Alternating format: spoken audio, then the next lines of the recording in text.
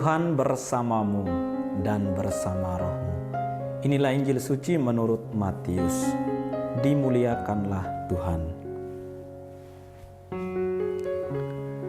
Sekali peristiwa, Yesus berkata kepada murid-muridnya, "Apabila Putra Manusia datang dalam kemuliaannya dan semua malaikat bersama-sama dengan Dia, maka Ia akan bersemayam di atas tahta kemuliaannya.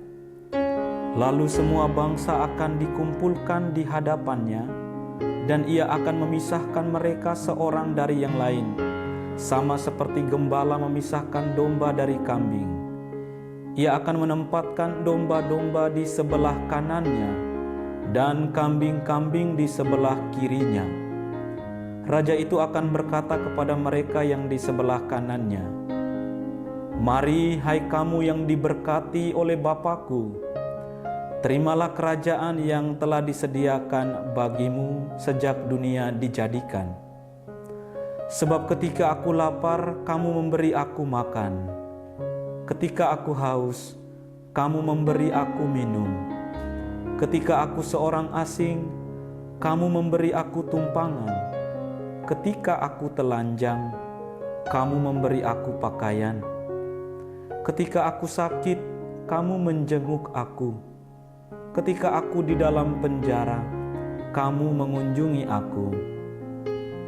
Lalu orang-orang benar itu akan berkata kepadanya, 'Tuhan, kapan kami melihat Engkau lapar dan kami memberi Engkau makan, atau haus dan kami memberi Engkau minum?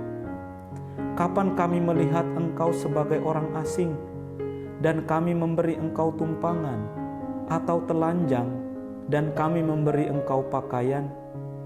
Kapan kami melihat Engkau sakit atau dalam penjara dan kami mengunjungi Engkau?' Raja itu pun akan menjawab mereka, 'Sesungguhnya aku berkata kepadamu, segala sesuatu yang kamu lakukan untuk salah seorang dari saudaraku yang paling hina ini, kamu telah melakukannya untuk aku.' Lalu raja itu akan berkata juga kepada mereka yang di sebelah kirinya, 'Enyahlah dari hadapanku, hai kamu orang-orang terkutuk, enyahlah ke dalam api yang kekal, yang telah disediakan untuk iblis dan malaikat-malaikatnya. Sebab ketika aku lapar, kamu tidak memberi aku makan. Ketika aku haus, kamu tidak memberi aku minum. Ketika aku seorang asing, kamu tidak memberi aku tumpangan. Ketika aku telanjang, kamu tidak memberi aku pakaian. Ketika aku sakit dan dalam penjara, kamu tidak menjenguk aku.' Lalu mereka pun akan berkata kepadanya, 'Tuhan, kapan kami melihat Engkau lapar, atau haus, atau sebagai orang asing, atau telanjang, atau sakit, atau dalam penjara dan kami tidak melayani Engkau?'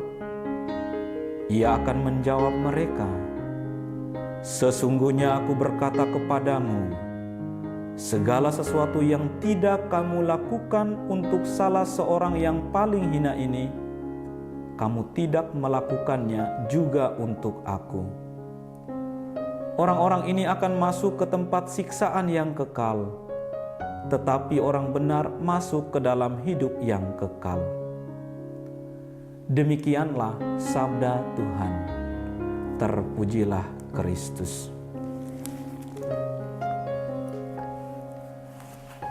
Bapak, Ibu, saudara-saudari umat Allah yang terkasih, khotbah kita pada Minggu 26 November 2023, hari Minggu biasa ke-34 atau sama dengan Hari Raya Kristus Raja Semesta Alam, diambil dari Menjemaat edisi Oktober.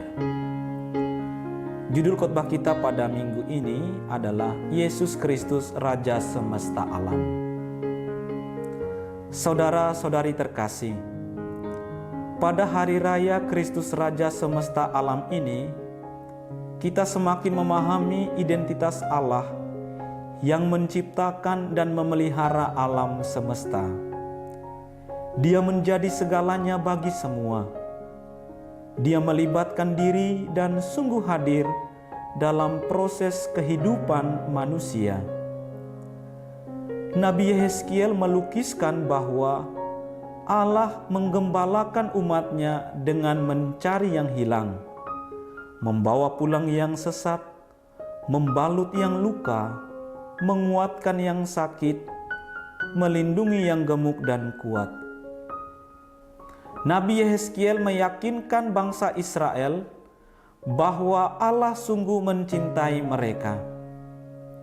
Janji ini digenapi dalam 2 dimensi waktu, yakni saat Allah memulihkan kondisi bangsa Israel dengan memimpin mereka kembali dari negeri pembuangan, dan saat Mesias bertakhta dalam kerajaannya yang penuh keadilan, kedamaian, tak bernoda, dan kekal.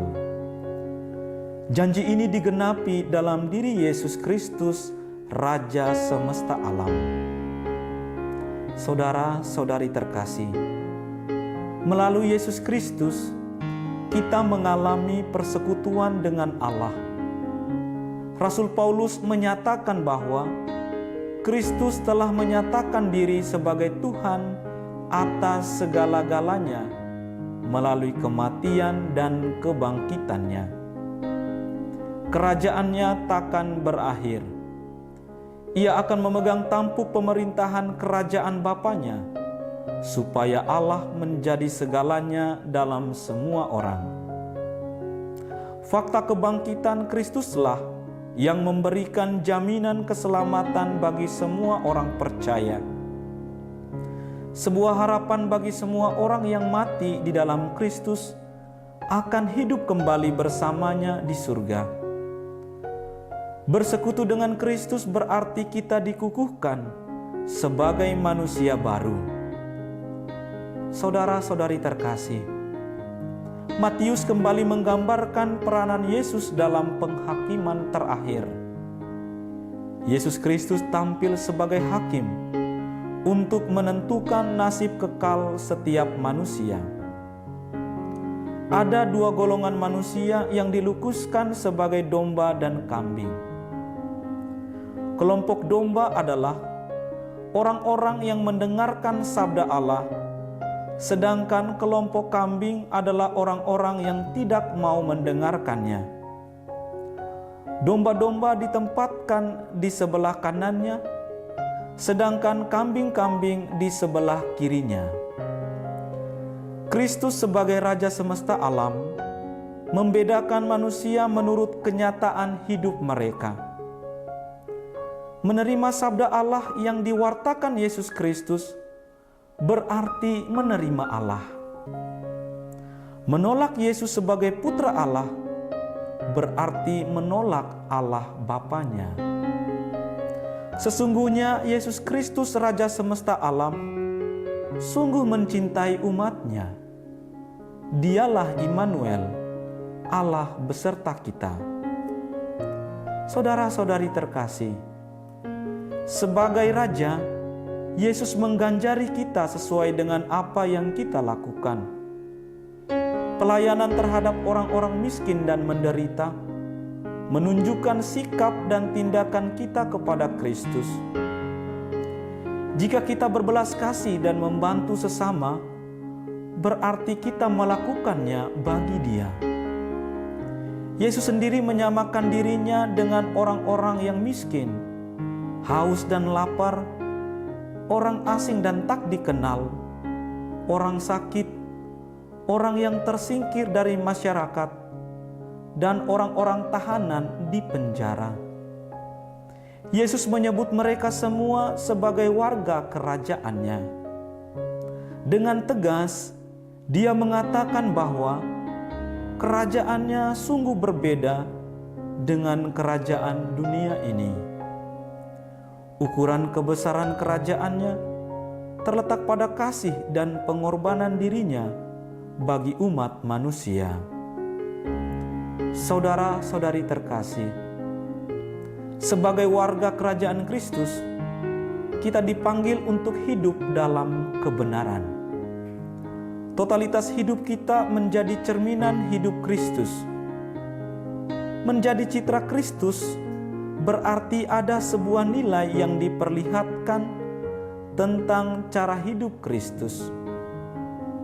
Entah melalui pengorbanan, kesetiaan, kejujuran, dan ketulusan kita seperti Kristus sendiri. Bukti cinta kepada Allah tidak harus melakukan hal-hal besar. Bagi Tuhan, seorang pendosa yang pernah melakukan satu kebaikan tetap bisa diselamatkan. Satu tindakan kebaikan seperti memberi segelas air, sebungkus nasi, sehelai pakaian, terlihat kecil dan biasa-biasa saja, ternyata diperhitungkan oleh Tuhan Yesus sebagai Raja dan Hakim pada akhir zaman. Amin.